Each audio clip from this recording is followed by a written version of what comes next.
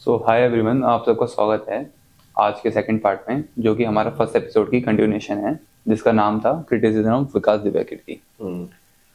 तो पहले तो मैं यही बोलना चाहूंगा, जिन्होंने फर्स्ट पार्ट नहीं देखा इस एपिसोड का, वो पहले उसको देख लीजिए, देन इस पार्ट पे इसको कंटिन्यू करें।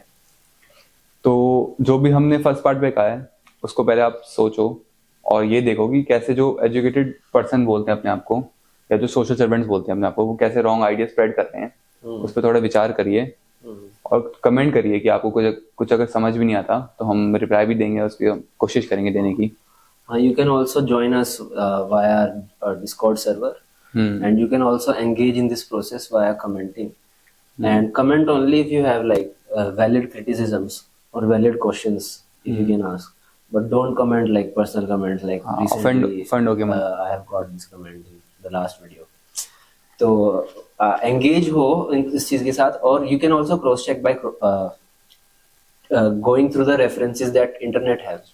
You can also cross check through Wikipedia. You can also cross check through science articles, and you can see कि हाँ actually में जो भी हम criticism दे रहे हैं ये already available है, और लेकिन इनको गलत तरीके से interpret करके विकास दिव्याकीर्ति is spreading misinformation, and not just विकास दिव्याकीर्ति, और भी लोग, almost everyone that we will pick up in our series. ठीक है, तो लास्ट वीडियो में हमने 10 क्रिटिसिज्म दिए थे। हाँ, तो इस वीडियो में हम 11 से स्टार्ट करते हैं। ओके।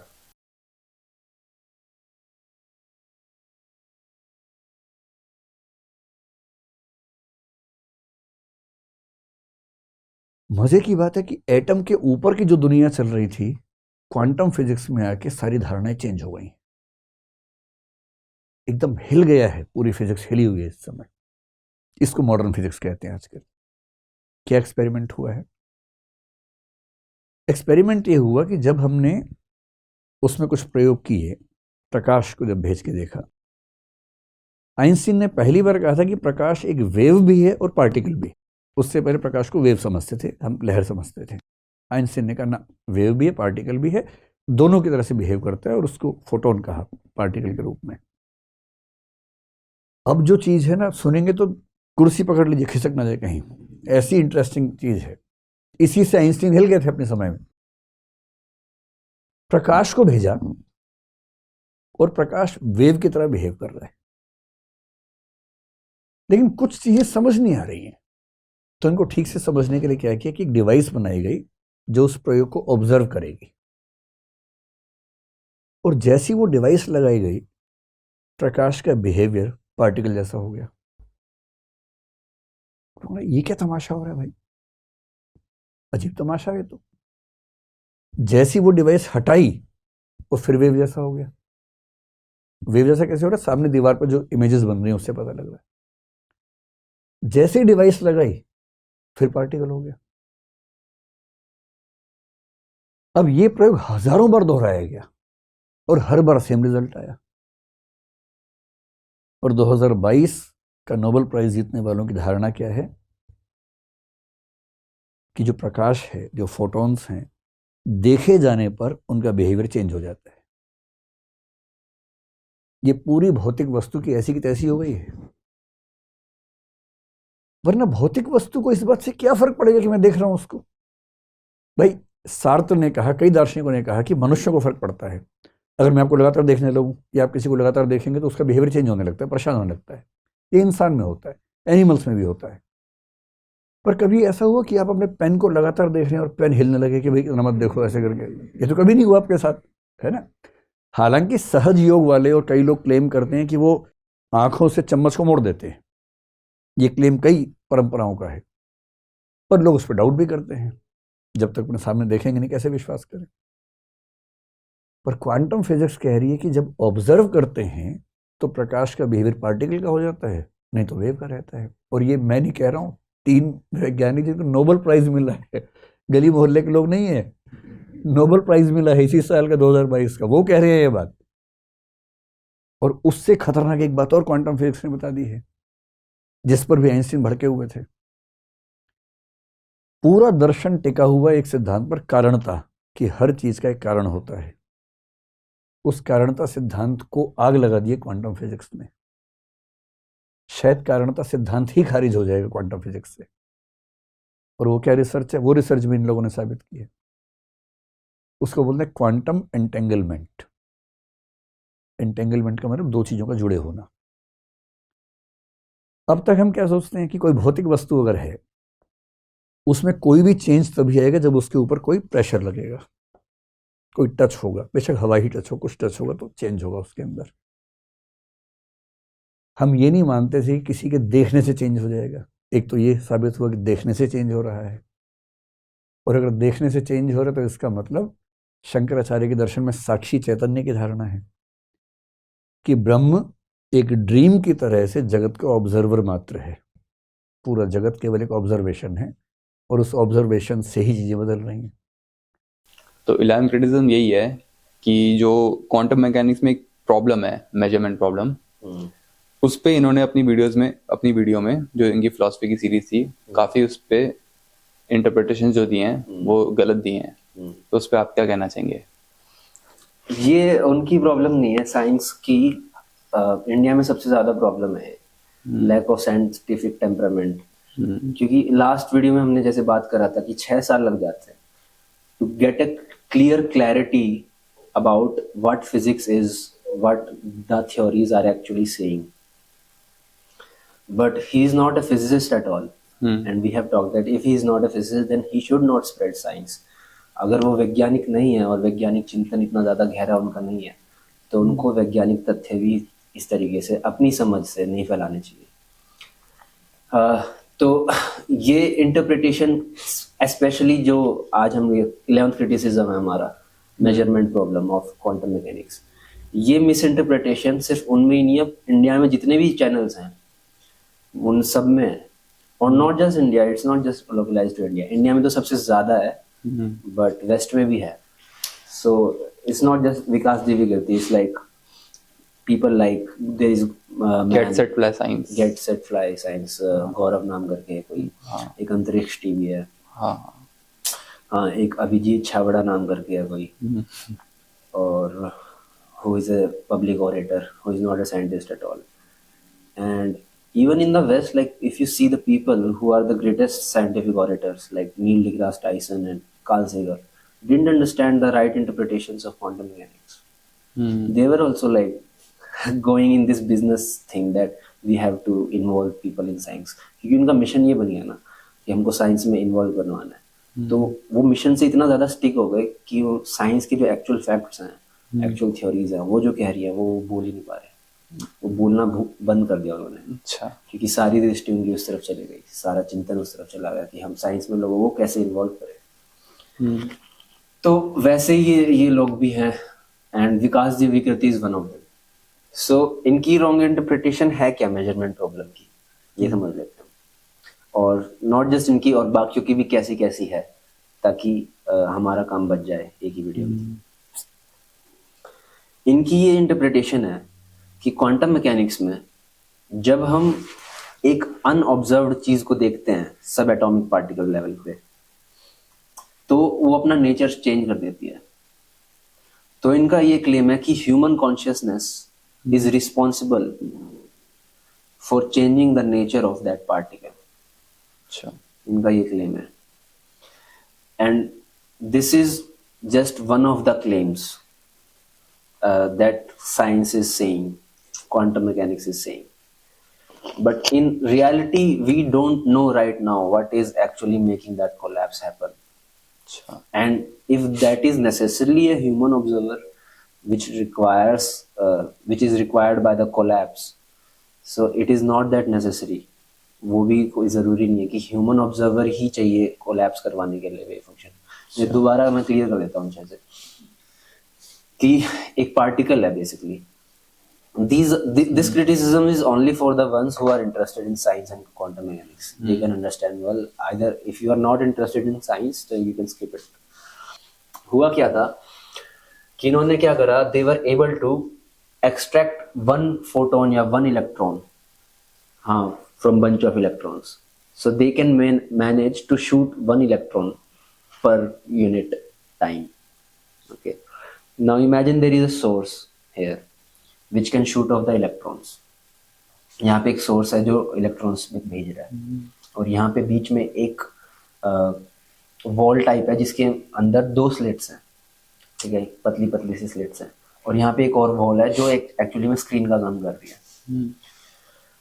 तो यहाँ से इलेक्ट्रॉन निकला, इलेक्ट्रॉन निकल के अब बस एक इलेक्ट्रॉन शूट हो रहा है, ठीक है। अगर आप यहाँ से बाय द वे अगर आप वाटर वेव छोड़ोगे या light as an in totality छोड़ोगे तो आपको इंटरफेरेंस पैटर्न दिखेगा, ठीक है। लेकिन दे वर थिंकिंग कि अगर हम एक इलेक्ट्रॉन को छोड़े गिवन मोमेंट पे तो हमें क्या दिखना चाहिए, यहाँ पे स्क्रीन पे 2 बैंड्स दिखने चाहिए। हाँ, उनको ऐसा था कि अगर इलेक्ट्रॉन वाकई में पार्टिकल है प्योर फॉर्म में, तो होना ये चाहिए कि इलेक्ट्रॉन इस स्लिट से जब गया तो अपना एक एरिया कवर करेगा वो, ठीक है, यहाँ पे वॉल पे टच करेगा, तो इस एरिया का एक विड्थ होगी, इसको हम बैंड बोल देते हैं। और इलेक्ट्रॉन अगर उस वाली स्लिट से गया है तो वहां पे जो वो होगा कवर करेगा उसको एक दूसरा बैंड बोल देते हैं। तो 2 बैंड दिखने चाहिए, 2 बैंड के अलावा कुछ नहीं दिखना चाहिए। और इन बैंड की सबसे ज्यादा मैक्सिमम इंटेंसिटी कहाँ होगी, एकदम स्लिट के सामने, उसकी भी एकदम स्लिट के सामने, और फिर वो कर्व ऐसा है, ऐसा कर्व, ठीक है। तो फिर क्या हुआ कि इलेक्ट्रॉन, लेकिन जब उन्होंने छोड़ा, सेंड करा, तो क्या हुआ, कई सारे इलेक्ट्रॉन, अब आपने जैसे एक इलेक्ट्रॉन छोड़ा है, एक इलेक्ट्रॉन के डिटेक्शन पे आपको रिजल्ट्स का नहीं पता चल सकता कि electron is behaving actually as a wave और एज अ पार्टिकल, ठीक है। क्योंकि एक इलेक्ट्रॉन अगर आपने छोड़ा है और वो स्लिट से क्रॉस करके गया है, तो यहाँ पे जो स्क्रीन है, जब वो कहीं भी लैंड ऑफ हो सकता है, उस एक इलेक्ट्रॉन के डिटेक्शन से आप नहीं बता सकते कि इलेक्ट्रॉन का नेचर कैसा है। तो इन्होंने बहुत सारे इलेक्ट्रॉन छोड़े, पर छोड़ कैसे रहे हैं, कैसे इमिट कर रहे हैं, 1 by 1 after a given time, discretely they are sending. Now if they are sending 1 by 1 after a given period of time, तो कई सारे इलेक्ट्रॉन्स के छोड़े जाने के बाद, thousands and thousands के बाद, हमें एक पैटर्न दिखा। वो पैटर्न एक्सपेक्टेड ऐसा था कि वो पार्टिकल नेचर शो करेगा, तो मतलब बैंड की फॉर्म्स में दिखना चाहिए था, पर हमें दिखा इंटरफेरेंस। इट मीन्स कि if electrons are getting emitted even as if 1 by 1, they are actually acting as waves.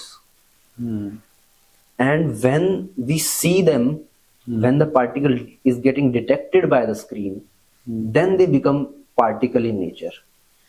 But the journey between the source and the detector, the screen, they are behaving like waves. तो ये हुआ, क्योंकि interference कब आ सकता है, interference तभी आ सकता है जब पार्टिकल्स वेव नेचर शो कर रहे हो। हाँ, तो ये ऐसे रिट्रेस हुआ, ये बैक ट्रैक होके इन्होंने मैथमेटिकल मॉडल दिया कि electrons when they are not getting observed and during their whole journey they are actually acting as waves, because only waves can act और can produce an interference pattern, right. Then what happened is, physicist ने फिर सोचा कि अगर हम इस यहाँ पे एक डिटेक्टर है, स्क्रीन डिटेक्टर का काम कर रही है, अगर हम एक छोटा टाइनी डिटेक्टर स्लिट के पास लगाएं तो पैटर्न में कैसा चेंज आएगा। अच्छा, ओके। तो जैसे ये एक्सपेरिमेंट हुआ with this detector on, let's call this detector D1. Now when the electrons were shooted and D1 is on, so electron, अब कई सारे जब वो एक्सपेरिमेंट्स हुए, कई सारे इलेक्ट्रॉन जब छोड़े गए, तो इलेक्ट्रॉन सब इंटरफेरेंस पैटर्न दिखाना बंद कर रहा है। अच्छा, और वापिस वो बैंड पैटर्न दिखाने लग जाता है। अच्छा, बट फिर यहाँ पे प्रॉब्लम क्या है, ये हमें समझनी पड़ेगी। प्रॉब्लम ये है कि इलेक्ट्रॉन जब डिटेक्ट हो रहा है तो पार्टिकल नेचर शो कर रहा है, which always it will show particle nature, क्योंकि डिटेक्शन का मतलब ये होता है कि वो आपने एक पर्टिकुलर फॉर्म में देखना चाहते हो। डिटेक्शन से पहले वो वेव नेचर शो कर रहा है, जिसका रिजल्ट हमें इंटरफेरेंस पैटर्न में दिखा after so many detections. But यहाँ पे मिस इंटरप्रिटेशन क्या है, यहाँ पे जब लोगों ने ऐसा कंसीव कर रखा है कि जो D1 डिटेक्टर है, जब वो पार्टिकल से इंटरेक्ट करता है तो वो पार्टिकल का जो वेव फंक्शन है, जो वेव नेचर है, उसको कोलैप्स करवा के, चेंज करवा के पार्टिकल में चेंज कर देता है। अब तो उन्होंने फिर ये हाइपोथेसिस देते हैं कि human consciousness is responsible for changing the wave nature into particle nature. तो criticism here is this कि first of all human consciousness is not necessarily required for changing wave nature into particle nature. It can be any kind of consciousness first of all. अच्छा. It doesn't have to be centric to human. अच्छा. There can be any other life which is could be responsible for collapsing that wave function. Criticism number 2 about this criticism is this that जो ये consciousness का वो है model की consciousness ही collapse करवा रही है, ये एक सब्जेक्टिव मॉडल कहा जा सकता है एक सेंस में. अच्छा. कि हमारी कॉन्शियसनेस कोलैप्स करवा रही है वेव फंक्शन को, जिसकी वजह से particles are choosing their way as they are choosing. But actually में अभी एक ऑब्जेक्टिव कोलैप्सिव मॉडल्स भी डेवलप हो रहे हैं वेस्ट में, जिनको बहुत ज़्यादा सपोर्ट भी मिल रही है. which in turn which in sense they are showing that actually जो collapse हो रहा है वो सब कुछ एक completely deterministic way में हो रहा है. हाँ, यहाँ से लोगों को इंटरप्रिटेशन जाती है कि कॉन्शियसनेस मैं कोलैप्स करवा रहा हूँ. अच्छा. मैं अलग हूँ. अच्छा. दुनिया से. अच्छा. और दुनिया अलग है जब देखी नहीं जा रही. और जब मैं देख रहा हूँ दुनिया को तो दुनिया रेंडर होके बन रही है मेरे सामने, एक पर्टिकुलर फॉर्म में आ रही है. हाँ. ये कितना बड़ा वो है डिस्टिंक्शन है वर्ल्ड और आपके बीच में. जो ये डिस्टिंक्शन है ये सबसे ज्यादा बेसिस है आज के टाइम पे. इवन साइंटिस्ट में भी ईगो है क्योंकि उनकी इंटरप्रिटेशन ऐसी है. But this interpretation is not just confined to major public. It is actually confined to major public, but it's not confined to, or it is not sticky to everyone in the scientific community, because there are people who are thinking very differently. Like there is I have also talked about this Roger Penrose का model. इनका model का नाम है orchestrated objective reduction, और को are बोल देते हैं इसको. And he proposed his idea in 1990s. He published his book Shadows of the Emperor of the New Mind. Or then again he republished his book Shadows of the Mind. And this is phenomenal work. But उससे पहले उसके बाद भी और उससे पहले भी लोग अपने हिसाब से इंटरप्रेट कर रहे थे क्वांटम मैकेनिक्स को. And there are some major interpretations and there are some altering interpretations.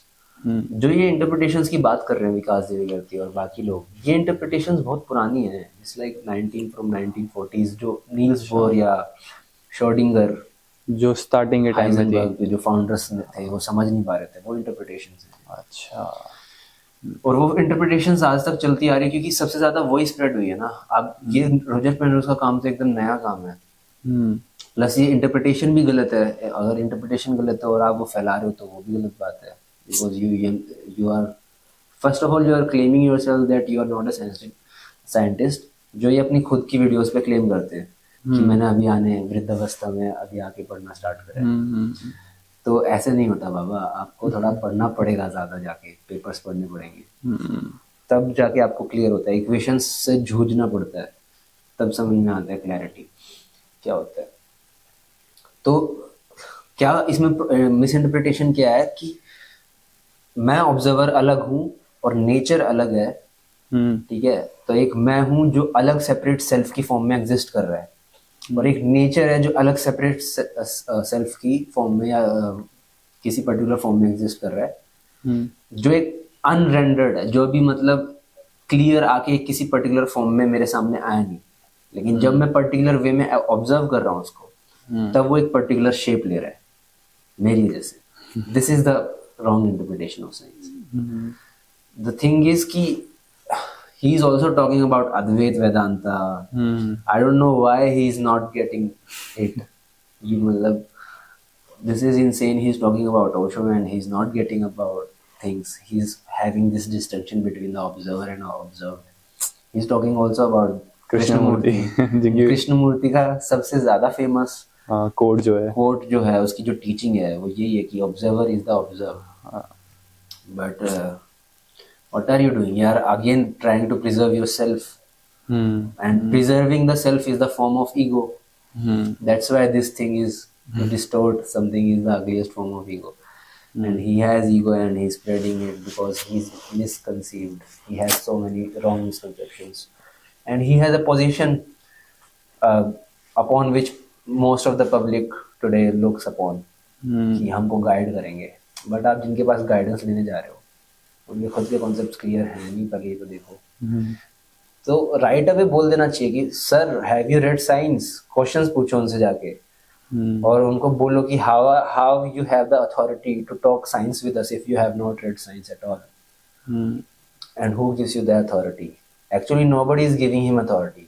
The students self claim authority है. The students are giving him authority. अच्छा, वो सुन रहे हैं ना उनकी बातें, क्रॉस चेक नहीं कर रहे. स्टूडेंट्स नहीं होते तो कहाँ दीवार में वो अपना सुनाते. तो ये मिस इंटरप्रिटेशन है basically. In summary that people think that consciousness is making the way function collapse. In other words consciousness is making the world in its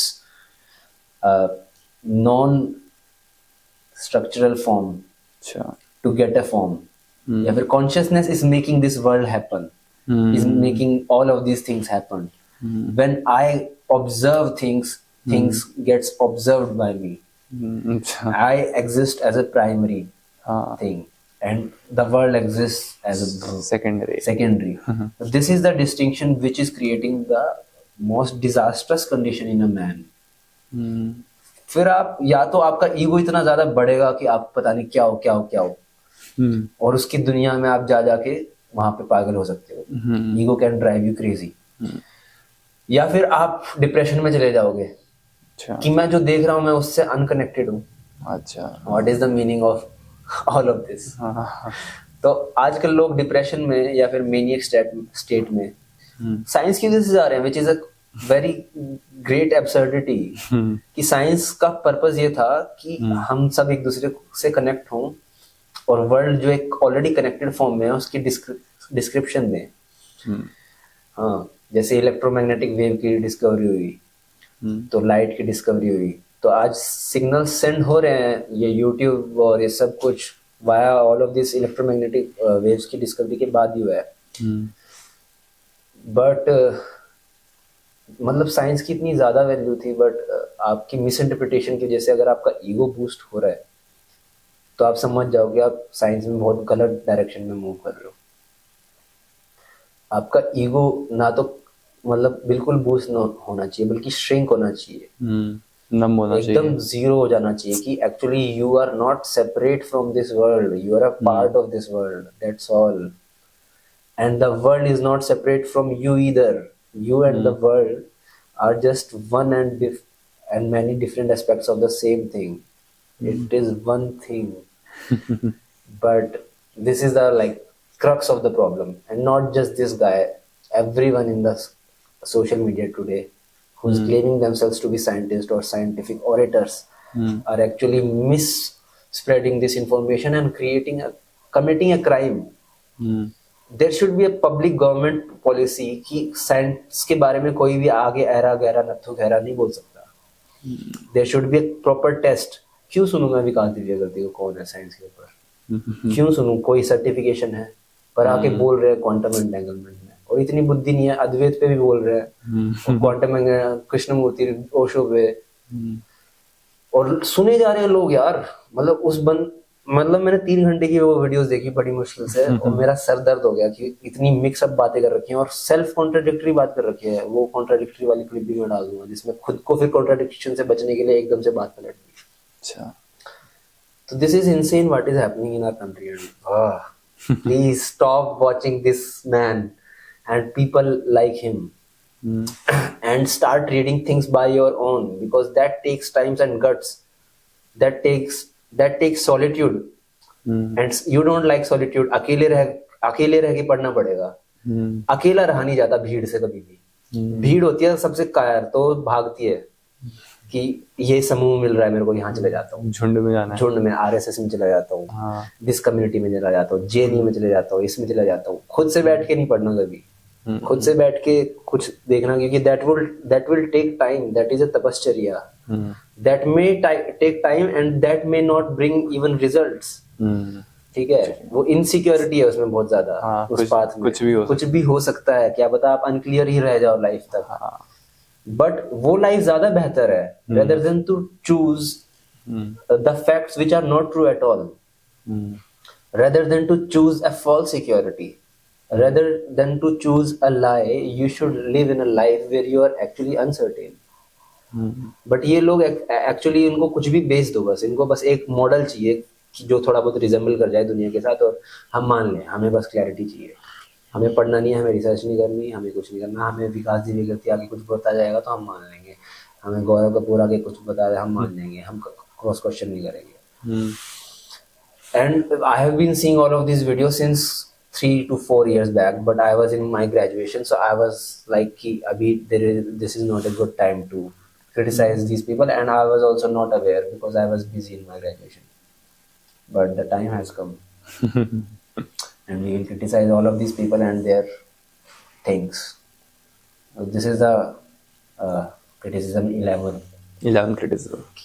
He has a wrong interpretation of quantum mechanics and observer effect, या फिर in other words measurement problem.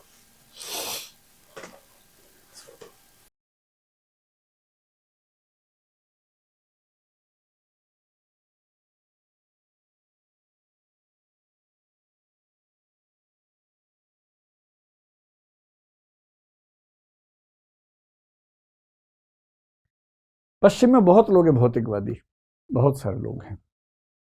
अच्छा, पश्चिम में शुरुआत के लोग तो भौतिकवादी सोच पा रहे थे. सबसे पहले दार्शनिक थेल्स, या जिसको थेलीस कुछ लोग बोलते हैं, थालेस बोलते हैं कुछ लोग, पता नहीं कैसे सोचा, उसने कहा कि जो अंतिम सत्ता है वो पानी है, पानी से ब्रह्मांड बना है. लोगों ने थोड़ा समझा के बता दो पानी से आग कैसे बनी, समझाओ जरा. समझा नहीं पा रहे हैं बहुत ज्यादा, पर कह रहे हैं कि पानी से बना है. तो उसका एक पड़ोसी था, उसने कहा ना, हवा से बना है. उसका नाम था एनेक्सिमेनीज. इनका ये तो ठीक नहीं. तीसरा बोला हेरेक्लाइटस, आग से बनी है दुनिया. तो एक खेल चल रहा है, आग से बना, पानी से बना, हवा से बना. उसके बाद जाके एम्पेडोक्लीज नाम का आदमी, हम इन सब के बारे में पढ़ेंगे, उसने बताया, वो एकदम चारवाक का भाई है वहां पर. समझ लीजिए चारवाक कुंभ के मेले में क्या गुम हो गया. 2 भाई, एक भाई चला गया ग्रीस में, एक भाई रह गया यहाँ पर. तो उस भाई का नाम एम्पेडोक्लीज है. वहां कह रहे 4 महाभूतों से दुनिया बनी है, वही 4 जो चारवाक कह रहा था. तो जैसा भी हमने वीडियो देखी, इसमें इन्होंने कहा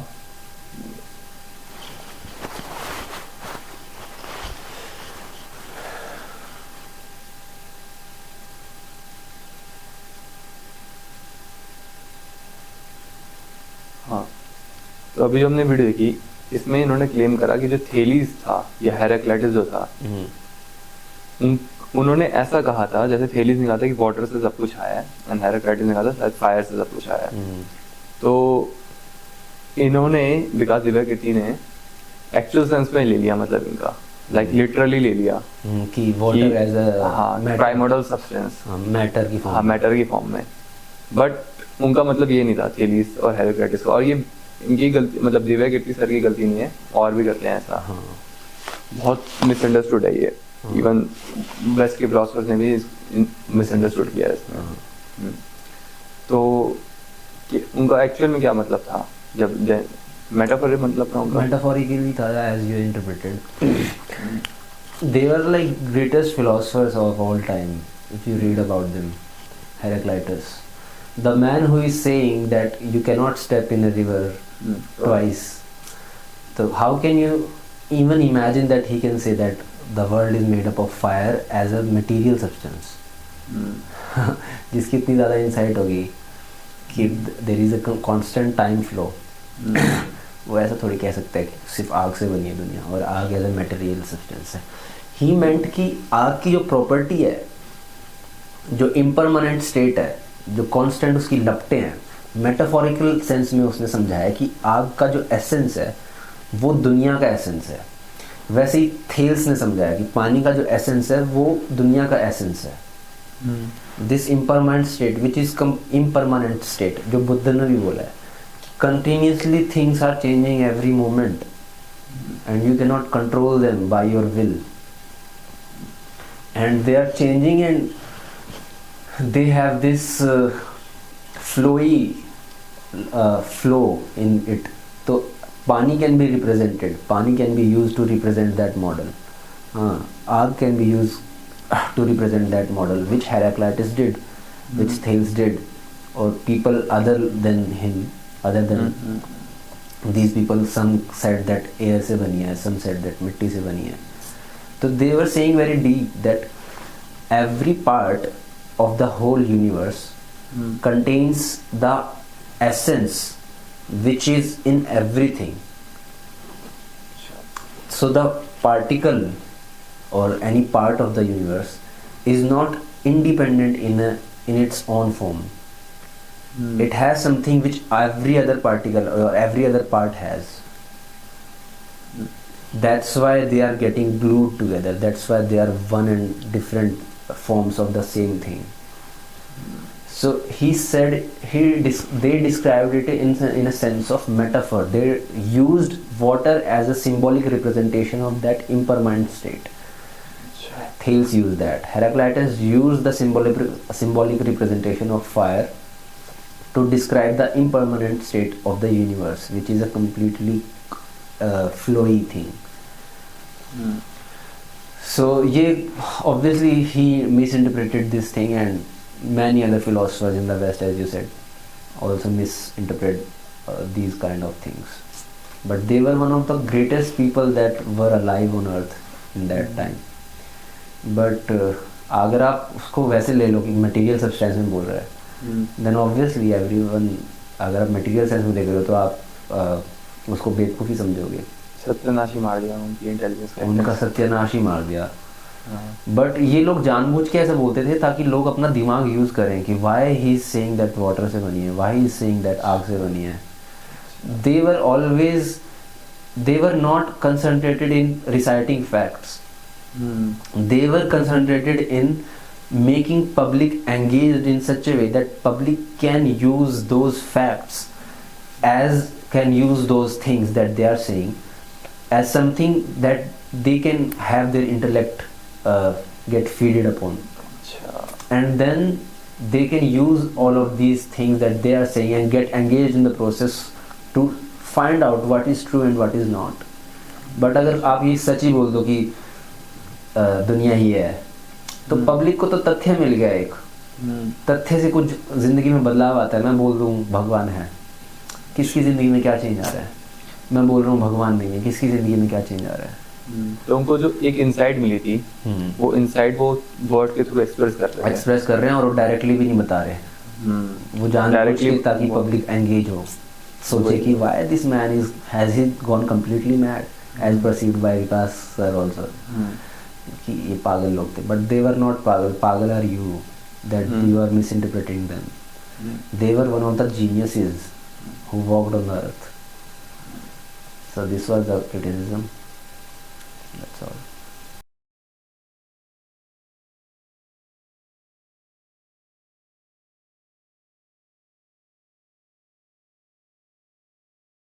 लेकिन इसके बाद कंप्यूटर विकसित हो गए, और कंप्यूटर के सीपीयू में आत्मा नहीं लगाई जाती है, हार्ड डिस्क होती है, और उसमें क्या क्या होता है, एक एल्गोरिथमिक ALU होती है, अरिथमेटिक और लॉजिकल यूनिट होती है, एक मेमोरी यूनिट होती है, और वो सीपीयू और उसके पार्ट्स बिना आत्मा के गणितीय सवाल भी सॉल्व कर देते हैं, रीजनिंग भी हमसे अच्छे कर लेते हैं. अब तो लैंग्वेज भी करने लग गए हैं. उनकी मेमोरी भी हमसे शार्प हो गई है. हम तो भूल भी जाते, वो भूलते ही नहीं कभी. हमें याद रहे तो भी कई बार निकाल नहीं पाते बाहर कि यार 1 मिनट रुको, याद नहीं आ रहा. एग्जाम के बाहर निकलते याद आ जाता है. कंप्यूटर में तो ये भी नहीं होता कि जो है खटाक से रिट्रीव हो जाता है, याद आ जाता है. उनका तो ये भी है कि अगर मेमोरी ज्यादा होगी कंप्यूटर में, हार्ड डिस्क में ली, बाहर निकाल ली और भर ली, बाद में फिर अंदर ले आए. हम तो ये भी नहीं कर सकते, थोड़ा बाहर निकाल दिया फिर वापस लेके आ गए. बाहर निकला तो फिर निकल ही गया कि बार में काम खत्म. अब कंप्यूटर के विकास ने और आर्टिफिशियल इंटेलिजेंस के बाद तो बड़ी तबाही है. मनुष्य एक ही भरोसे पे चल रहा है पिछले 20-25 साल से कि आर्टिफिशियल इंटेलिजेंस कुछ भी कर ले, क्रिएटिव थिंकिंग नहीं कर सकती, इमोटिव तरीके से नहीं सोच सकती। इन दावों की हवा 10 साल में निकल जाएगी, और 2 दिन पहले निकल भी गई है। बल्कि 2 दिन पहले हमारी टीम के एक मेंबर ने मुझे एक ऐप दिखाई। उसने क्या दिखाई, उस दिन पता नहीं क्या तबाही आई, कई लोगों ने मुझे लिंक भेजा उस ऐप का अलग अलग जगह से। एक AI, पता नहीं क्या उसका नाम है, आप कहेंगे तो बता दूंगा, आपको पता ही होगा, आप लोग तो यंग लोग हैं। ऐसी ऐप आ गई है कि आपको कहानी भी अगर लिखनी है, उसमें क्रिमिनल कहानी लिखनी है, मान लीजिए सनसनी वाली कहानी, ऊपर इंडेक्स में आप लिखेंगे कि भाई ऐसी कहानी लिखनी है, ये कैरेक्टर का नाम है, ये हत्यारा होना चाहिए, ये पुलिस वाला होना चाहिए, अब एक कहानी सोचो, एंटर करो, 3, 4, 5 सेकंड में एकदम एक नई कहानी लिखी हो जाती है। ये क्रिएटिव थिंकिंग नहीं है तो और क्या है? बड़ी तबाही आने वाली है आने वाले समय में। जितना हमको लगता है कि हम लोग बहुत ही यूनिक टाइप के लोग हैं, कुछ नहीं है। हम गोरिल्ला के चचेरे भाई हैं। हम दरअसल वही हैं, हम पेड़ पौधों के 370 करोड़ साल बाद के वंशज हैं, और उसी तरीके से हमारा विकास हुआ। इस क्लिप में इन्होंने ये बोला कि AI और robots can become conscious in near future, in coming future they can become conscious. So क्या लगता है, ये हो सकता है? नहीं हो सकता। नहीं हो सकता। बेसिकली जो वेस्ट में न्यूरो साइंटिस्ट है उनका भी मॉडल चेंज हो रहा है, लेकिन जो पुराने न्यूरो साइंटिस्ट थे उनका ये ऐसा मानना था कि अगर हम मशीन में सर्किटरी इंक्रीज कर दें, मतलब उनका कंडेंस कर दें सर्किट जो हम क्रिएट कर रहे हैं इलेक्ट्रॉनिकली, एंड कंडेंस कर दें और कंप्रेस कर दें फॉर्म की वो पर यूनिट टाइम ज़्यादा कंप्यूटेशंस क्रिएट कर पा रहे हैं वो मशीन, तो वो कॉन्शियसनेस जन्म जाएगी मशीन में। तो दे आर क्लेमिंग कि अभी क्योंकि कंप्यूटेशन पावर कम है मशीन में, अभी इसलिए वो कॉन्शियस नहीं है। एक टाइम पे हम ऐसा मशीन बना देंगे जो कॉन्शियस हो सकती है। But this is a problem, and this is a problem also given by Alan Turing, who developed the very idea of machine, the Turing machine. Turing test भी है। हाँ, Turing test. So this was also discriminated, discarded by Alan Turing. Also discarded by current neuroscientists who are working in this field.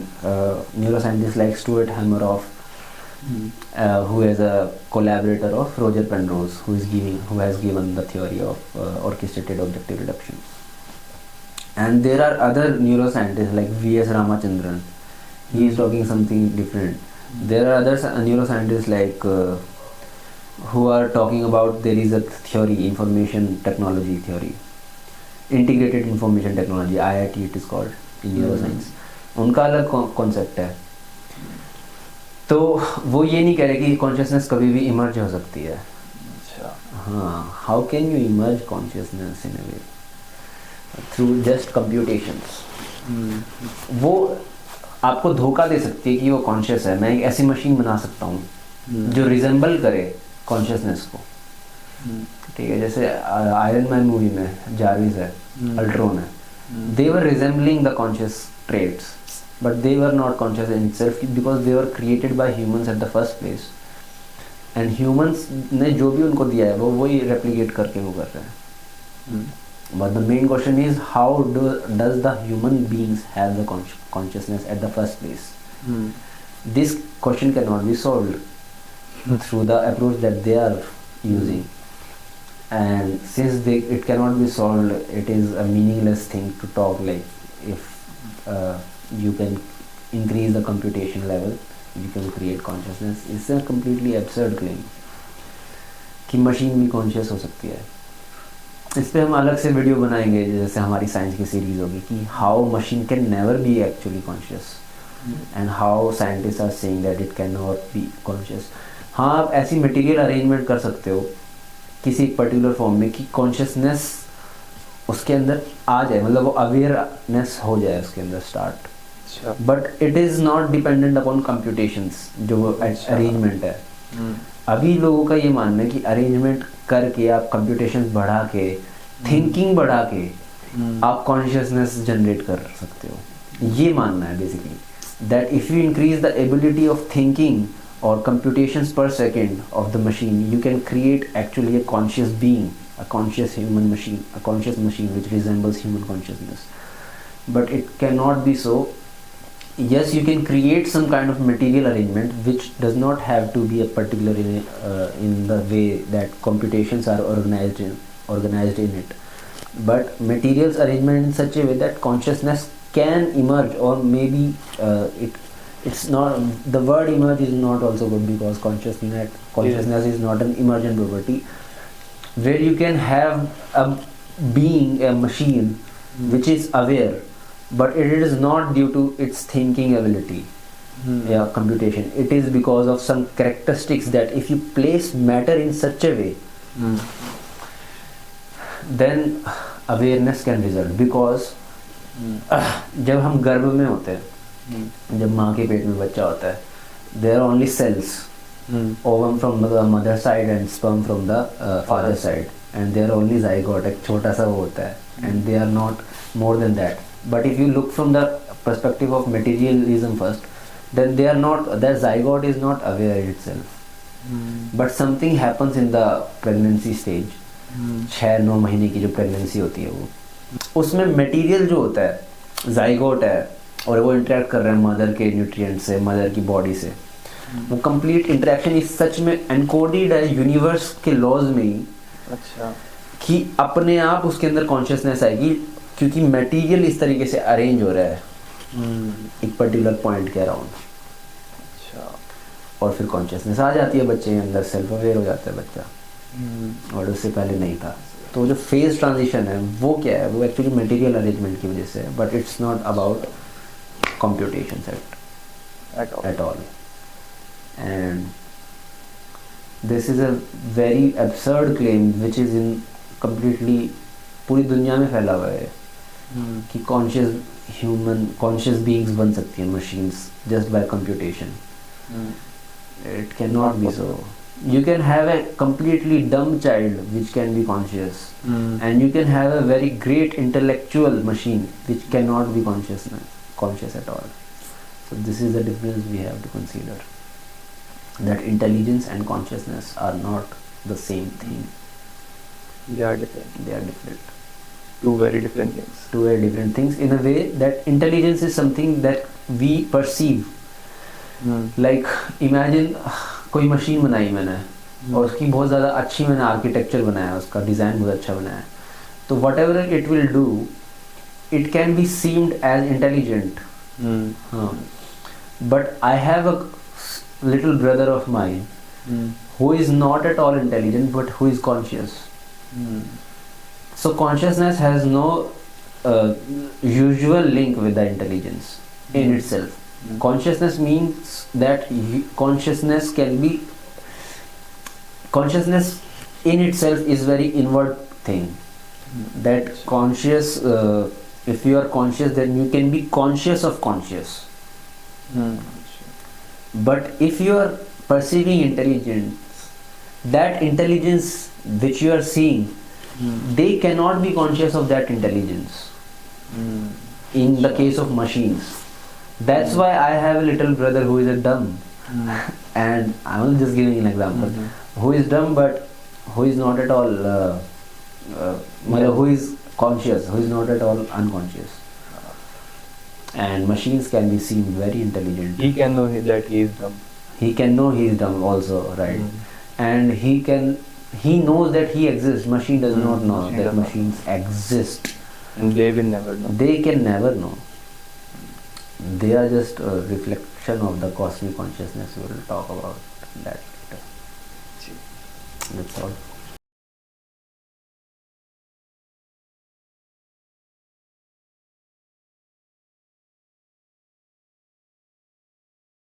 इनकी जो series थी philosophy के ऊपर, इन्होंने इस पे सब पे बात कर ली, बट एक पॉइंट छोड़ दिया जो बहुत इंपॉर्टेंट पॉइंट था और जिससे चीजें बहुत आसान हो जाती है। वो था हार्ड प्रॉब्लम ऑफ कॉन्शियसनेस। ठीक है, तो हार्ड प्रॉब्लम ऑफ कॉन्शियसनेस क्या है, इस पे थोड़ा बता दो, एक्सप्लेन कर दो। हाँ, ये बात तो एकदम सही है कि जितनी भी सीरीज थी 3 वीडियोस 4 वीडियोस 4 वर्शन तक, इसमें ये प्रॉब्लम अगर बता दी जाती एट द फर्स्ट प्लेस तो बहुत चीज़ें आसान हो जाती देखने के लिए.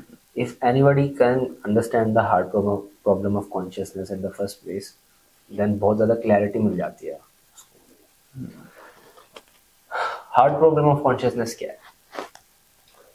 We have also talked about in bits in the last video of ours, but I can explain it more in a more brief way. So hard problem of consciousness means कि हर चीज के साथ, हर परसेप्शन के साथ एक क्वालिया जुड़ा हुआ है, which cannot be described at all. क्वालिया क्या होता है? मैं क्वालिया के बारे में बताऊं. जैसे imagine you are in a room. You are in a black and white room. It's called the Mary's room. का एक नाम है Mary's room, जो ये हार्ड प्रॉब्लम ऑफ कॉन्शियसनेस को डिफाइन करने के लिए एक एनालॉजी यूज होती है. Mary's room. तो Mary's room है एक जिसमें which is completely black and white.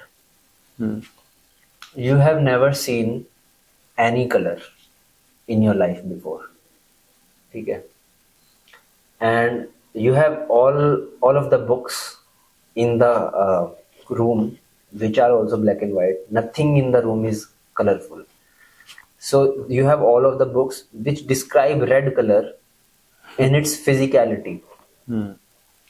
मतलब एक रूम है एकदम ब्लैक एंड वाइट है, एंड उस रूम में सारी बुक्स हैं जो उस रेड कलर की प्रॉपर्टीज को बारे में डिस्क्राइब कर रहे हैं मटेरियल फॉर्म में. जैसे आपके पास फिजिक्स की बुक होगी, उसमें फिजिक्स की बुक बताएगी कि क्या बोलते हैं रेड कलर की ये पर्टिकुलर वेवलेंथ है. उसमें आपके पास न्यूरो साइंस की बुक होगी कि रेड कलर और ऑप्टिक नर्व के थ्रू कैसे जाता है और विजुअल कॉर्टेक्स में कैसे प्रोसेस होता है, कहाँ पे प्रोसेस हो जाता है. बायोलॉजी की बुक होगी कि रेड कलर कैसे मैनिफेस्ट हो रहा है लाइफ से. केमिस्ट्री की बुक होगी कि केमिकल मॉलिक्यूल्स किस तरीके से ट्रांजिशन कर रहे हैं, कि इलेक्ट्रॉन जब एक स्टेट से दूसरी स्टेट में जा रहा है तो फोटोन निकल रहा है. सारी बुक्स हैं. हिस्ट्री की भी बुक्स होंगी. You have everything that is written in the written about the red colour in the room. Now if you go outside of the room and if you see the red color for the first time in your life, let's say it was a rose flower, will that perception will add new knowledge in your life? ये question है. So what do you think? It will. It will, right? Because first time you have seen the red color in its sense, what is red? ठीक है, तो आपकी knowledge में वो add हुआ है, क्योंकि रेड कलर आप बिना देखे पढ़ रहे हो उसके ब्लैक एंड व्हाइट कलर उसमें रूम में. तो even after having all of the gyan, all of the knowledge about anything, when you experience it, every experience has some qualia with that particular thing. That qualia is the root of perception of which is included with everything, whether it's blue color, black color, white color, ठीक है, anything.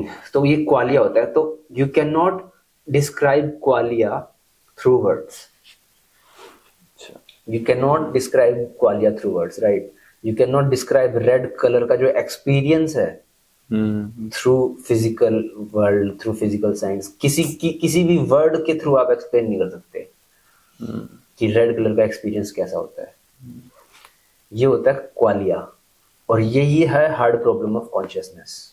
Hard problem of consciousness में एक point add ये हो जाता है कि अगर माइंड है, क्योंकि लोगों ने अलग धारणा बना रखी है. लोग सोचते हैं कि माइंड जो है वो मैटर से क्रिएट हो रहा है.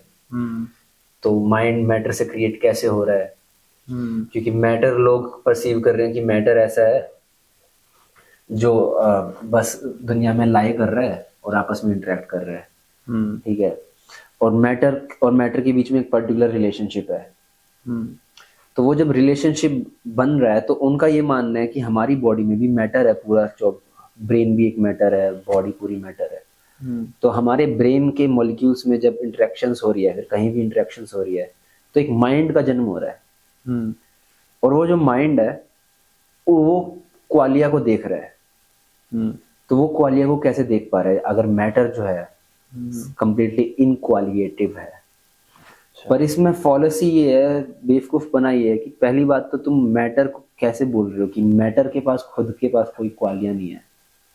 अच्छा, ठीक है। और फिर आप ये मान रहे हो फिर यहाँ पे कि मैटर से माइंड बन रहा है, तो ये भी एक अलग चीज है। ठीक है, मैटर से माइंड नहीं बनता इन अ वे। और हार्ड प्रॉब्लम ऑफ कॉन्शियसनेस इस धारणा की वजह से है कि मैटर से जो डेड मैटर है, पहले तो आपने मान लिया उसको डेड मैटर, प्रॉब्लम यहीं से स्टार्ट हुई। लेकिन आप मान रहे हो कि जो डेड मैटर है उससे एक ऐसा माइंड कैसे बन रहा है जो क्वालिया को परसीव कर पा रहा है। अच्छा, ठीक है। समझे इतना क्या है कि डेड मैटर से ऐसा माइंड कैसे बन पा रहा है जो क्वालिया को परसीव कर पा रहा है, जैसे हम है। क्योंकि अगर आप किसी एक डॉक्टर के पास जाओ तो डॉक्टर बोलेगा you are not more than your brain और योर बॉडी। तो you can ask a question, if I am not more than my brain and my body, तो how can these molecules which are dead in a way can create something which is alive, which can perceive itself, which can experience the qualia? Because before the creation of mind, when matter was not arranged in such a way that it was part of the brain, when matter was freely localized, freely moving, so that matter you can see that it is not creating any mind. So it is dead. That's how normal people consider matters. जड़ है, वो dead है। फिर problem, hard problem ये है कि जड़ से चेतन का कैसे जन्म हो रहा है। पर प्रॉब्लम ये है कि हमने पहली बात जड़ को ही जड़ मान रखा है।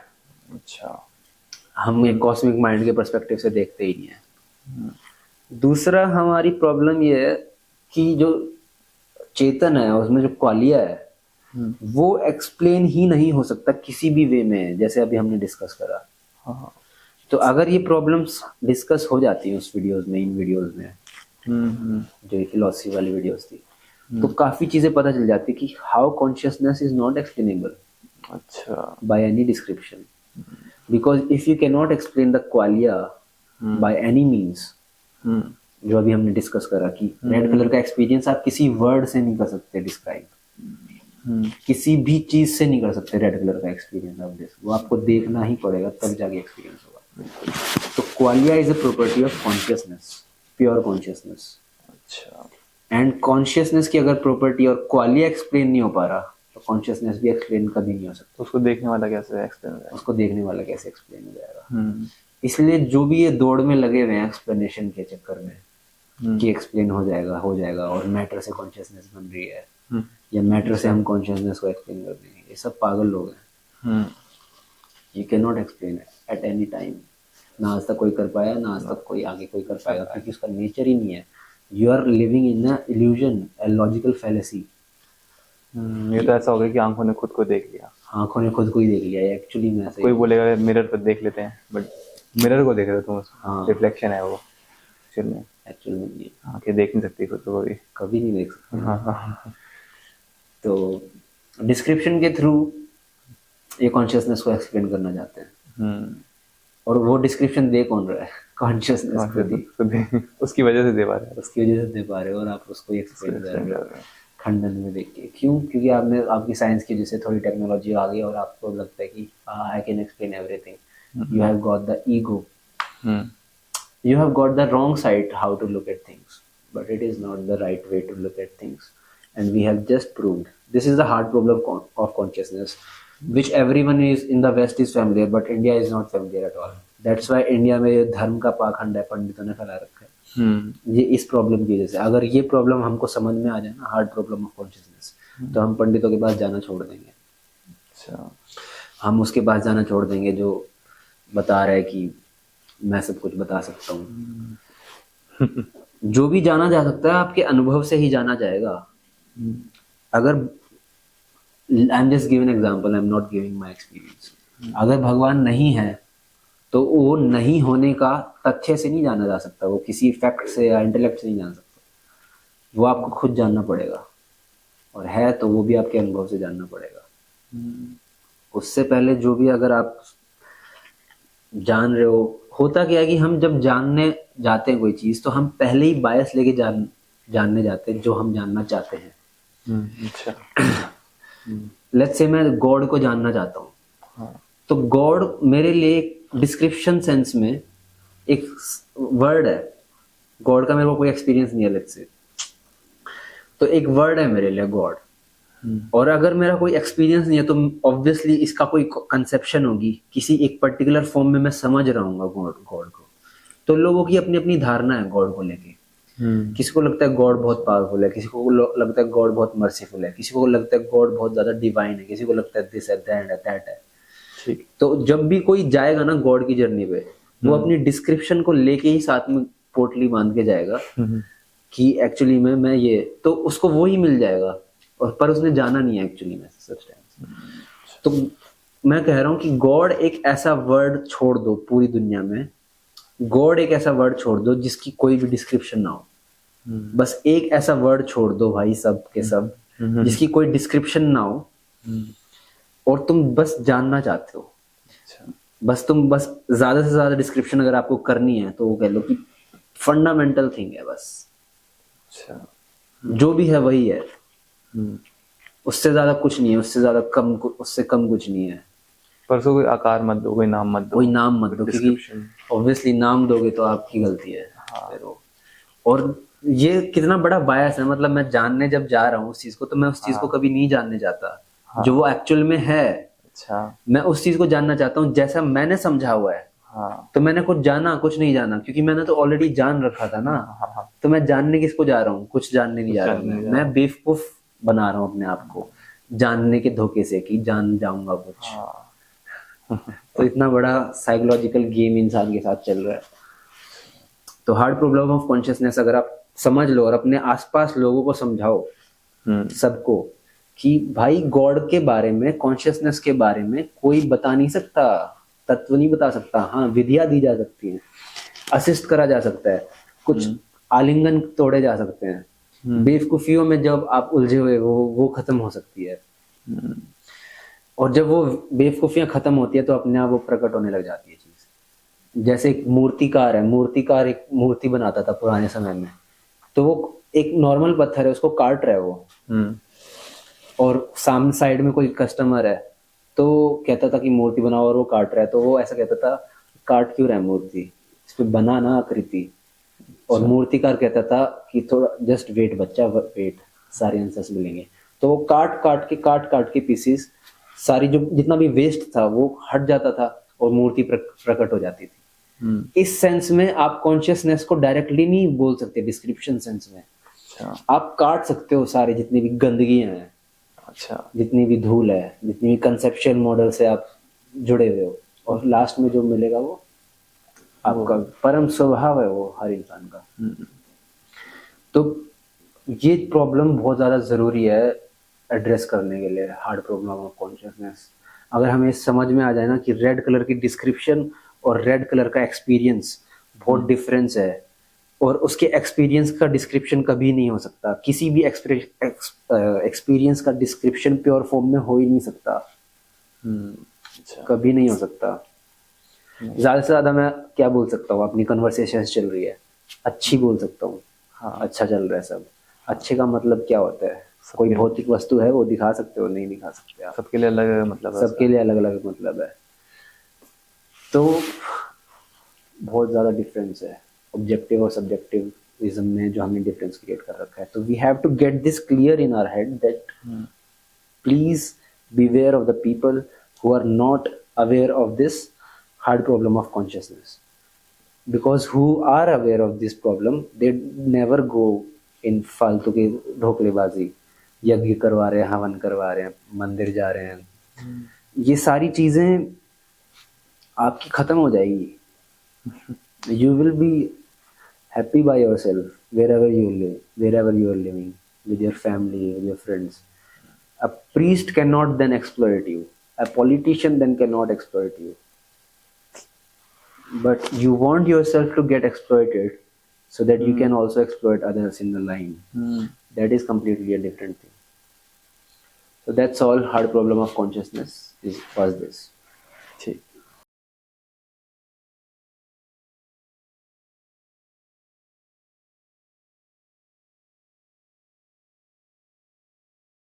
पता लगता है कि इस ब्रह्मांड में असंख्य आकाशगंगाएं हैं, गैलेक्सीज हैं। उन असंख्य गैलेक्सीज में से एक गैलेक्सी जिसका नाम मिल्की वे है, वो हमारी गैलेक्सी है। उस एक गैलेक्सी में असंख्य तारे हैं, स्टार्स हैं बहुत सारे। उन तारों में से एक छोटा तारा जिसका नाम सूर्य है, सन है, वो हमारा पड़ोसी है। पड़ोसी मतलब 15 करोड़ वर्ष, मतलब ये किलोमीटर की दूरी पर लगभग। उस सूर्य के साथ जो ज्ञात ग्रह हैं वो 9 के आसपास हैं, उस पर डिबेट चलती रहती है। उन 9 ग्रहों में से एक ग्रह पृथ्वी है। उस पृथ्वी पर 1 ट्रिलियन के आसपास स्पीशीज हैं, 1 लाख करोड़ स्पीशीज हैं। उन स्पीशीज में से एक स्पीशीज होमो सेपियंस सेपियंस है।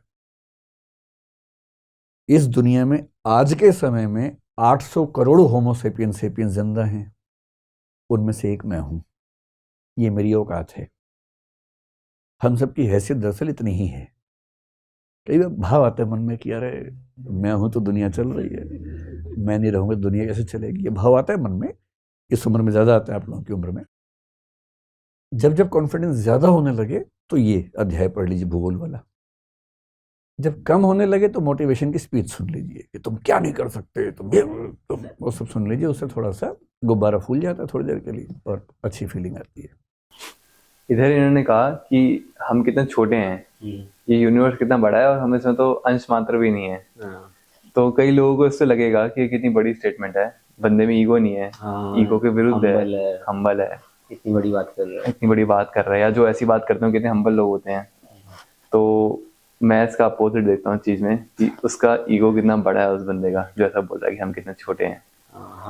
क्योंकि जो बड़ा बोलता है उसमें तो है ही ईगो, पर एक्चुअल में जो छोटा बोलता है उसमें भी ईगो है। क्योंकि वो बोल तो रहा है कि मैं हूँ, मैं ये हूँ या मैं हूँ, बोलने से फर्क नहीं पड़ता। जो भी ये बोल रहे हैं मैं हूँ, हाँ, उसमें ईगो है, वही ईगो की रिप्रेजेंटेशन। फिर वो उसके आगे कुछ भी लगा दे, मैं छोटा हूँ, बड़ा हूँ, ये हूँ, वो हूँ, मीडियम साइज का हूँ, कुछ भी।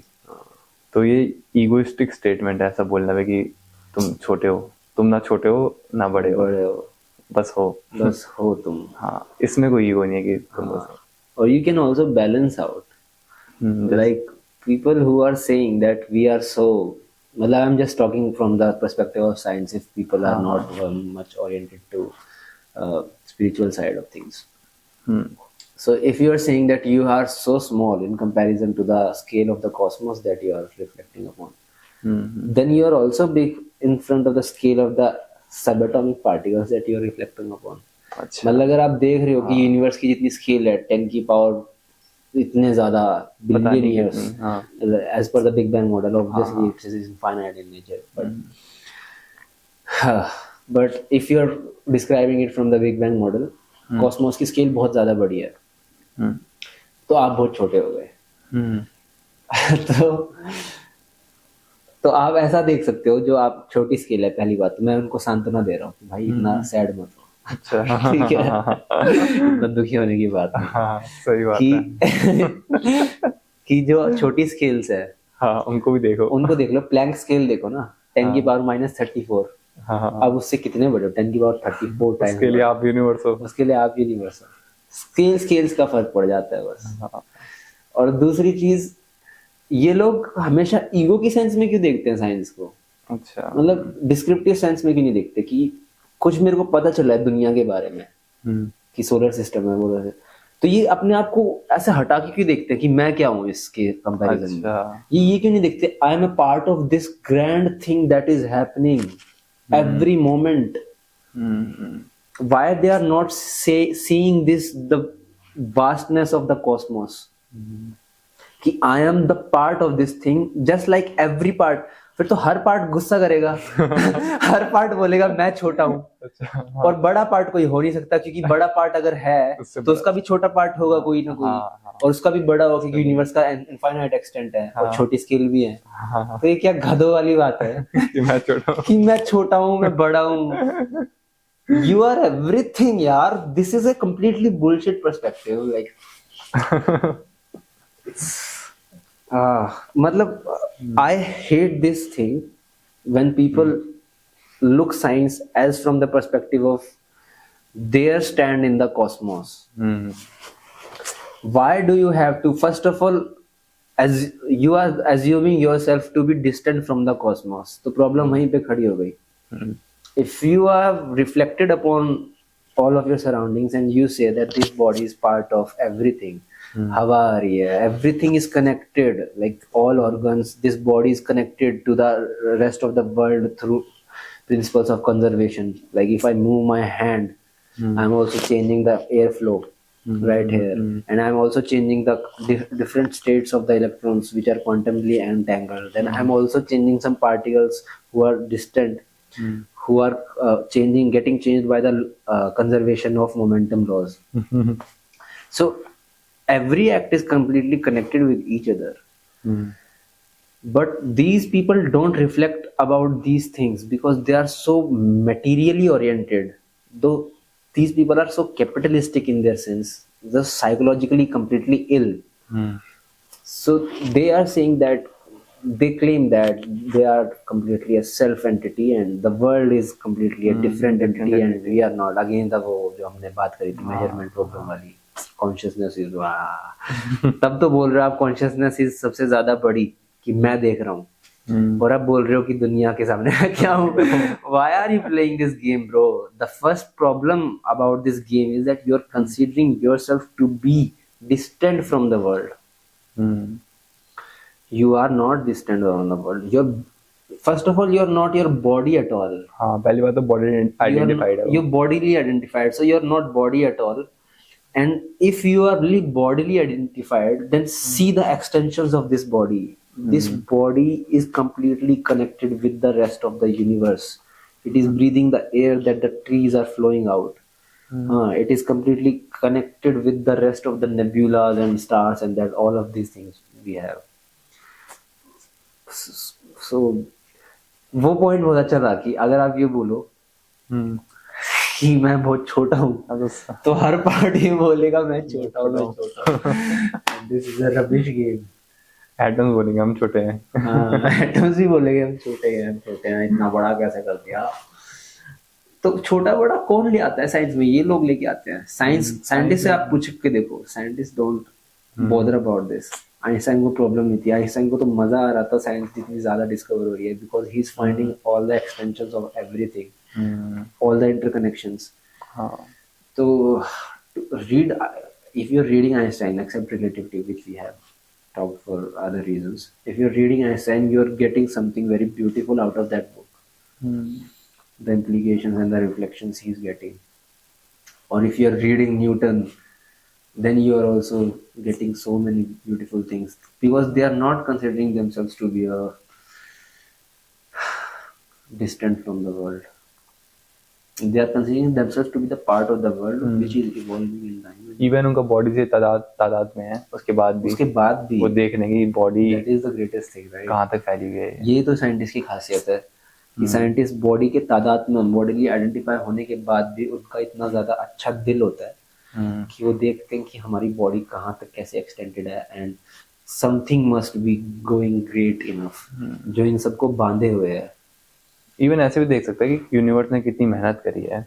मेहनत भी गलत कह रहा हूँ, और कितना how it is doing everything और तब जाके बॉडी बनी है. तब जाके बॉडी 4.5 बिलियन इतनी मेहनत, इतना टाइम, इतना प्रिसाइसली काम करा है, तब जाके बॉडी आई है एग्जिस्टेंस में. बट आपको देखना है सारे दूसरे सोलर सिस्टम्स इतने बड़े बड़े हैं. मैं क्या हूँ, मैं तो 5 किलो का वो. बहुत स्टूपिड है ये. बहुत स्टूपिड आर्गुमेंट. और जो भी ये देता है, the first thing that you begin with was the greatest thing, like to start this conversation की कोई भी बोल रहा है मैं हूँ, छोटा हूँ या बड़ा हूँ, एक्चुअली मैं वो जब छोटा बोल रहा है अपने आप को, तब भी वो एक तरह से दिखा रहा है मैं बड़ा हूँ, ये बोल के कि मैं छोटा हूँ। तो दिखा रहा है अपना विनम्रता दिखाने वाली। अच्छा, हाँ, दिखाने वाली। और अगर कोई ये बोल रहा है मैं बड़ा हूँ, तो वो दिखा ही रहा है साफ साफ, तो ईगो है, उसमें ईगो है। तो छोटे में भी बड़ा ईगो है और बड़े में भी बड़ा ईगो है। और छोटा सोच रहा है कि मैं इस ट्रिक को खेल के दिखा दूंगा लोगों को कि मेरे में ईगो नहीं है, पर वो खुद से लड़ रहा है बेचारा। Vikas Divyakirti is psychologically ill as per my understanding. और आप खुद से मत लड़ो, आप अपने आप लाइफ को रिफ्लेक्ट करो। Choose your words wisely because you are shaping the future of youth. Choose your subjects wisely, choose the things that you are going to talk about. तो in that sense it is a mess. और plus हाँ, एक इन्होंने ये भी बोला कि astronomical ज्ञान के बिना, will also play the clip, कि एस्ट्रोनॉमिकल ज्ञान के बिना किसी कोई धार्मिक नहीं हो सकता। अच्छा। फिर तो जीसस क्राइस्ट ऐसे ही मर गए, मोहम्मद ऐसे ही मर गए, कृष्ण को पता नहीं क्या है, कोई गारंटी नहीं कि था या नहीं था, वो भी मर गए। कबीर तो को क्या ही था एस्ट्रोनॉमिकल, कोई टेलीस्कोप्स थे उस टाइम, कुछ नहीं। नानक भी ऐसे ही है, सारे धर्मों को गाली दे रहे हैं बेसिकली। हाँ, वही। लाओ त्सु भी ऐसे ही मर गए। मतलब क्या गधा इंसान है भाई ये। What is this is what are you saying कि एस्ट्रोनॉमिकल ज्ञान के बिना आप धार्मिक नहीं हो सकते। धार्मिकता has nothing to do with the astronomical gyan. It can only help in certain way if people are going on certain path, because the paths to धार्मिकता are not is not only one, सबके अपने अपने अलग मार्ग है। तो let's say कोई इगोइस्टिकल scientist है और उसको कोई एस्ट्रोनॉमिकल रेवलेशन हुई, तो he can become धार्मिक by get feeling interconnectivity in all things, that how it is all astronomy का एक बार मतलब बताओगे?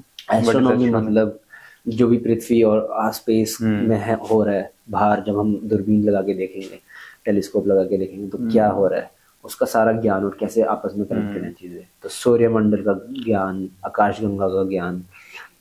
If in you are talking about in English then it is nebulary information or galaxy clusters, black holes.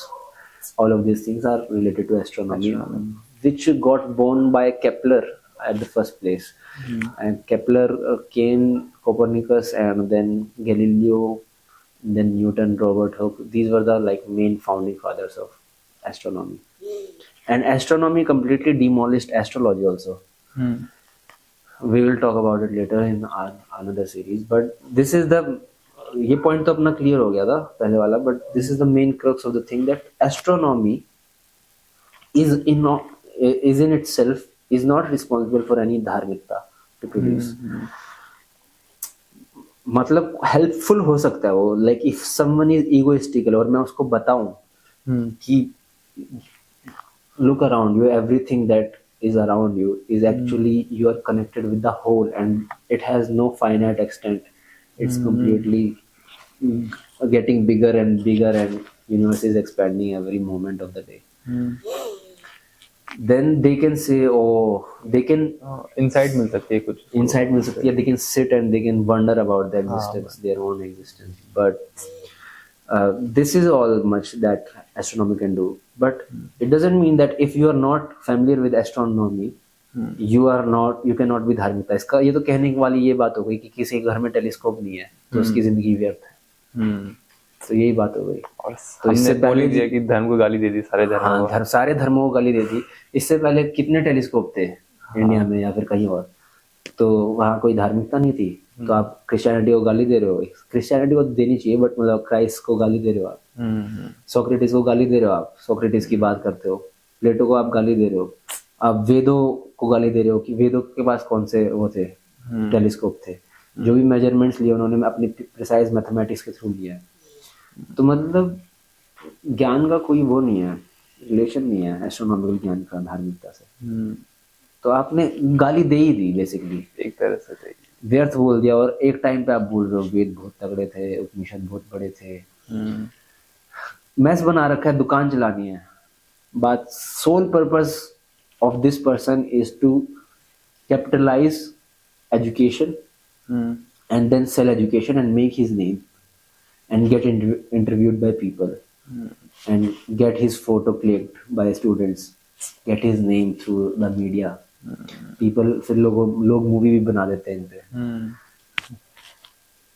This is insane what is happening in our country. आगे बढ़ते हैं. आगे.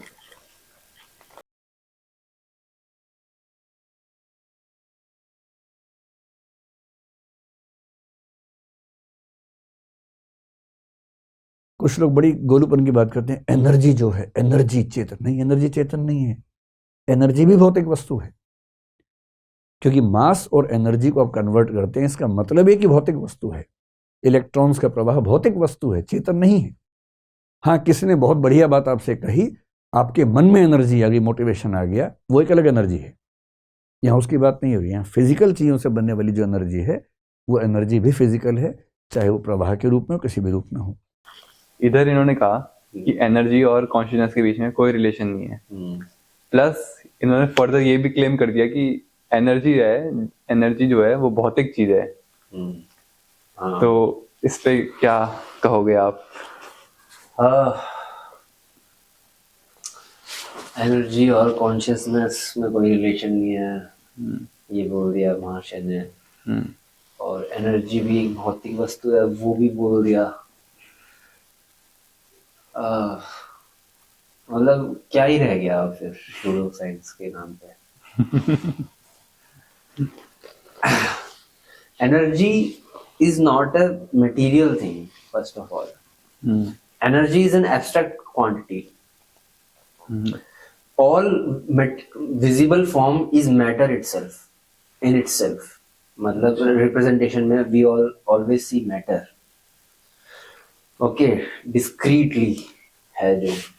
अब matter की arrangement या किसी way में हम जब space के साथ में relationship समझते हैं matter का, और या फिर दूसरे मैटर के रिस्पेक्ट में रिलेशनशिप समझते हैं, तब एनर्जी का आइडिया आता है. Energy is what? MAX, force into distance. The amount of force required to move a object within a certain distance, that is energy. तो energy is not completely material because it is not just about M. अगर M होती, E equal to सिर्फ M होता, तब होता energy भौतिक. अच्छा. लेकिन E इक्वल टू अगर MC स्क्वायर भी है, तो एनर्जी इज नॉट भौतिक. अच्छा. E इक्वल टू MAX है, फोर्स इनटू डिस्टेंस, तो एनर्जी इज नॉट भौतिक. तो एनर्जी एक इंटरमीडिएट रिलेशनशिप है जो हम देखते हैं बाद में कि जब मास का स्पेस के साथ रिलेशनशिप निकलता है, मास का दूसरे मास की रिस्पेक्ट में एक वेलोसिटी दिखती है, तब half mv square. There can not be a particle who can have a kinetic energy independent of any other matter. मतलब अगर मैं यूनिवर्स से सारा मैटर हटा लूं और सिर्फ एक मैटर का एक छोटा सा पार्टिकल है, तो अगर वो मूव कर रहा है तो किसके रिस्पेक्ट में मूव कर रहा है? किसी के रिस्पेक्ट में नहीं. तो यू नीड सेकंड थिंग जिसके रिस्पेक्ट में वो मूव करे. और एक्चुअली मार्क्स प्रिंसिपल तो ये बोलता है कि you need only 3 things for the motion to make exist. तो whatever it is, energy is an abstract concept. Energy is immaterial in sense. आप एनर्जी का एक वो है ना, एनर्जी भौतिक है, कैसे बोल दिया. एनर्जी का एक क्वालिया है. आपको पता होता है कई बार कि आपकी एनर्जी लो है, आपको पता है आपकी एनर्जी आज ज्यादा हाई है, और फिर वो डिटेक्ट हो सकती है एक सेंस में. अच्छा. Via matter. बट वो एनर्जी का जो क्वालिया है, that is completely immaterial. Plus energy is not in a complete sense material also if you are measuring, because you can never measure the direct energy. आपको क्या करना पड़ेगा? आपको मास कैलकुलेट करना पड़ेगा, या आपको मास के रिस्पेक्ट में डिस्टेंस कैलकुलेट करना पड़ेगा. कुछ मैटर की अरेंजमेंट आपको कैलकुलेट करनी पड़ेगी with respect to distance and with respect to other masses. तब आप फिर वो वैल्यूज डालो फॉर्मूला में. अच्छा. फॉर्मूले में डालने के बाद जो वैल्यू आती है वो एनर्जी की आती है. समझे? तो अगर एक्चुअली में हम देखें तो मास भी मास जो है वो भी एक एनर्जी की फॉर्म है, इक्वल टू mc², या फिर हिग्स बोसोन हो गया, या फिर मास मैनिफेस्टेशन है, मास मैनिफेस्टेशन है। प्लस मास को भी हम जब मेजर करते हैं, वो मेजर कौन कर रहा है कि हम ही तो कर रहे हैं। अच्छा अच्छा, हाँ। हम अपने कॉन्सेप्ट से कर रहे हैं कि मास जैसी कोई डिस्क्रीट चीज है। अच्छा। और फिर हम फॉर्मूला लगा रहे हैं। हम मास को कैसे मेजर करते हैं? ग्रेविटी के थ्रू मेजर करते हैं बेसिकली, सबसे स्टार्ट कि ये 50 किलो का है, ये 100 किलो का है, ये 10 किलो का है। Without gravity we can not measure mass. तो if we can not measure mass, तो पहले हम क्या करते हैं? ग्रेविटी के थ्रू मेजर करते, मतलब ग्रेविटी के थ्रू उसका लिंक देखते हैं कि इस बॉडी का क्या लिंक है ग्रेविटी से। हाँ, और फिर हम फॉर्मूले में डालते हैं उन सब की वैल्यूज, तब हमें पता चलता है कि m की वैल्यू ये है। तो उस सेंस में m भी भौतिक नहीं है। अच्छा, m की वैल्यू भी पता लगाई जा रही है फॉर्मूले में डालने के बाद। कोई भी चीज भौतिक नहीं है अगर वो फॉर्मूले से पता चल रही है और डायरेक्टली मेजरमेंट के थ्रू नहीं पता चल रही। डायरेक्ट मेजरमेंट मतलब? डायरेक्ट मेजरमेंट मतलब कोई भी ऐसी चीज जो मैं देखूं और जान लूं कि ये है। जैसे आपका पाँव है, मैंने टच करा, ठीक है, और उसी टाइम मेरे को फील हुआ कि टच है। तो ये भौतिक है। अच्छा, डायरेक्ट मेजरमेंट से मेरे को पता चल गया कि ये क्या है। अच्छा, तो ये भौतिक है। ये भौतिक है। अच्छा, ठीक है। और स्मेल हो गई जो भी सेंसरी इंफॉर्मेशन आ रही। तो मैटर आपको मेजर कर सकते हो। अगर इवन तो मैटर भी आप मेजर नहीं करते, मैटर भी फॉर्मूले के थ्रू ही पता चलता है कि मैटर क्या है। ठीक है, मैटर की भी सोल इंडिपेंडेंट एग्जिस्टेंस नहीं है। पर इन लोगों ने कुछ पढ़ा नहीं है कभी, इसलिए मिसकंसेप्शन फैला रहे हैं। तो मैटर की भी कोई सोल इंडिपेंडेंट एग्जिस्टेंस नहीं है, वैसे ही एनर्जी की भी एक सोल इंडिपेंडेंट एग्जिस्टेंस नहीं है। Energy is a concept, so energy is not material in sense, either in physical sense if you think about it. Like there is a famous quote by Feynman that if you try to understand energy, you will never be able to understand energy what it is in its pure form. He said that energy is the most strange concept that physics has given. Most strange concept. And energy is conserved. That is the most strangest concept than the energy itself. So energy हमें दिखती थोड़ी है कहीं भी, कहाँ दिख रही है एनर्जी? कहाँ है? मैटर ही दिख रहा है हर जगह, लेकिन एनर्जी फील होती है। प्लस अगर एनर्जी जो फील भी नहीं हो रही और किसी और पर्टिकुलर फॉर्म में है, वो स्टोर्ड है, जैसे E = mc² बताता है, या फिर काइनेटिक एनर्जी बताती है, या फिर पोटेंशियल एनर्जी बताती है कि स्टोर्ड एनर्जी हो सकती है। तो उस सेंस में वो एनर्जीज भी वहां पे हैं which are not material, which you have to describe through a concept. So energy के कॉन्सेप्ट, एनर्जी के पार्टिकल्स नहीं है कहीं भी। You can not find the particles of energy. You can find the particles who have energy.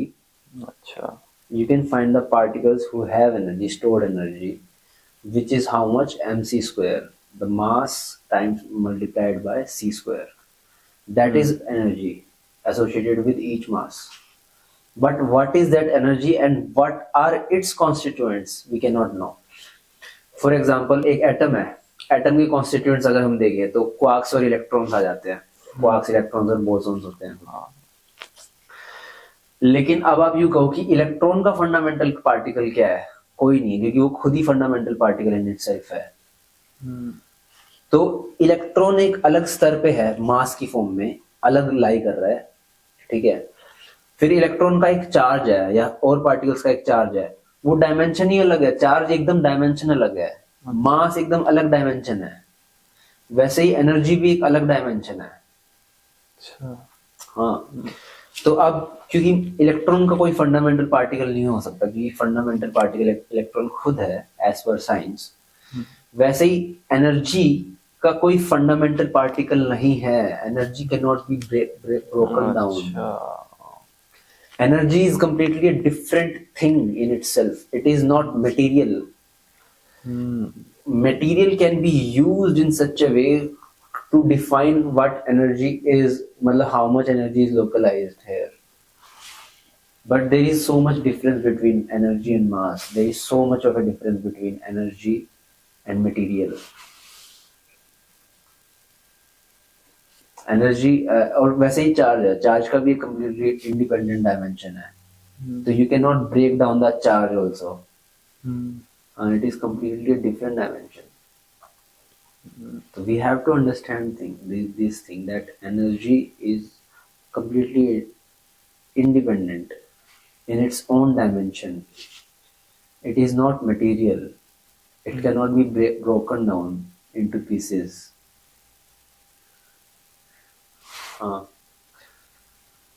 So that is all. और ये तो चलो साइंस का पर्सपेक्टिव है, और जो धर्म है, रिलीजन है, स्पिरिचुअलिटी है, वो कन्फ्रंट होके उन्होंने एक्सपीरियंस अपना बताया है कि एवरीथिंग इज एनर्जी, और energy is not material, because religion has nothing to do with materialism. Spiritualism is the extreme opposite of materialism apparently. Then फिर इन्होंने दूसरी बातें बोली कि एनर्जी और कॉन्शियसनेस के बीच में कोई रिलेशन नहीं है. एनर्जी और कॉन्शियसनेस के बीच में एक बहुत गहरा रिलेशन है, जिसकी अभी तक झलकें आने लग गई हैं. पेनरोज का मॉडल है, वो खुद बता रहा है कि एनर्जी और कॉन्शियसनेस के बीच में कैसे मॉडल हो सकता है, ग्रेविटी और कॉन्शियसनेस के बीच में क्या मॉडल हो सकता है. अच्छा. और ग्रेविटी एक सेंस में एनर्जी की एक दूसरी मैनिफेस्टेशन है, और ये पूरी दुनिया बेसिकली यूं बोला जाता है कि एक ऊर्जा का स्रोत है, और अलग अलग जो हमें मटेरियल फ्रेगमेंटेड फॉर्म में दिखते हैं, ये ऊर्जा की लहरें हैं, एनर्जी की ही ये डिफरेंट मैनिफेस्टेशंस हैं. और अगर आप क्वांटम फील्ड थ्योरी पढ़ोगे, क्वांटम फील्ड थ्योरी में बोला जाता है कि हर एक पार्टिकल जो भी यूनिवर्स में है, वो अंडरलाइंग फील्ड की एक्साइटेशन है. अच्छा. तो एक इलेक्ट्रॉन आपको दिख रहा है, वो एक्चुअली में इलेक्ट्रॉन इंडिपेंडेंट नहीं है, ऐसा नहीं है कि वो एक घूम रहा है बस ऐसे ही, उसका एक इंडिपेंडेंट लॉज है, कि वो एक अंडरलाइंग फील्ड है जो एक पर्टिकुलर एनर्जी पे एक्साइट होती है, तब जाके हमें इलेक्ट्रॉन दिखता है.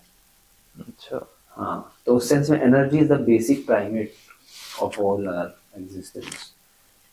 एंड एनर्जी और कॉन्शियसनेस वाले में मॉडल्स आ रहे हैं, प्लस धर्म तो यही बोलता है कि ऊर्जा का ऊर्ध्वगमन, ट्रांसफॉर्मेशन, चेतना को बढ़ाता है. इवन शिव शक्ति जो भी है, शक्ति जो बोलते हैं, वो भी ये दिखा रहा है. शिव इज कॉन्शियसनेस, शक्ति इज एनर्जी. हाँ, शिव शक्ति एकदम परफेक्ट सिंबॉलिक रिप्रेजेंटेशन. और आप और देखो, विज्ञान भैरव तंत्र शिव सूत्र की फॉर्म ही है वो, तो उसमें भी यही बोला है कि शक्ति को आप कैसे चेंज कर सकते हो, एनर्जी कॉन्शियसनेस स्टेट्स की, स्टेट्स ऑफ कॉन्शियसनेस को चेंज करने के लिए. और जिस मॉडल पे मैं काम कर रहा हूँ, that can directly show that how energy and consciousness are related. And if not, but if I will not be succeeded if then other physicists who are working in the same area, other scientists who are working in the same area, sooner or later gonna find this relationship. कि energy, क्योंकि उससे पहले कभी किसी ने सोचा नहीं था, आइंस्टाइन से पहले, कि पदार्थ और ऊर्जा में क्या लिंक है.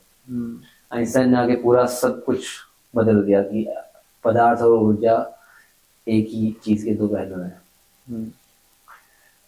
और अभी तक किसी को ये नहीं है कि एनर्जी और कॉन्शियसनेस के बीच में क्या रिलेशन है, बट एक टाइम आएगा कि एनर्जी और कॉन्शियसनेस का रिलेशन भी हम फिजिक्स के थ्रू बता सकते हैं, सोच के बता सकते हैं, उस पर काम चल रहा है.